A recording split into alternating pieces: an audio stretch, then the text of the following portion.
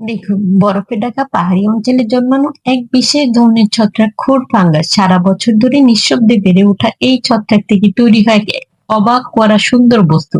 প্রথমে এর নিচের নিচু অংশ কেটে সমান করা হয়, তারপর ভেতরের অংশ ধীরে ধীরে খুঁটে বের করা হয়। এটার ভেতর যত মসৃণ হবে তৈরি জিনিস তত সুন্দর আর টেকসই হবে। এই কারণে ঘন্টার পর ঘন্টা ঘষে ভেতরের অংশকে মসৃণ করে তোলা হয়। আর এখানেই কাজ শেষ নয়, আবার দুধ গাছের আঠালো ঘাম ভেতর ও নিচের অংশে ভালোভাবে লাগানো হয়।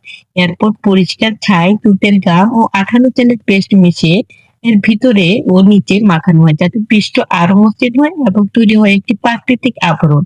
তারপর ভিতরটা আবার ঘষে গ্যাসের মতো ফিনিশিং দেওয়া হয়। তারপর এখানে দেওয়া হয় কালো রং করা হয়। কালো রং করা হয় যাতে এর সৌন্দর্য আর রাজকীয় আভা আরো উজ্জ্বল হয়ে ওঠে। দেখুন, এক সাধারণ ছত্রাক এখন পরিণত হয়েছে ঝকঝকে সুন্দর একটা কাপে। ভিডিওটি ভালো লেগে থাকলে লাইক কমেন্ট করে জানাবেন, চ্যানেলটি সাবস্ক্রাইব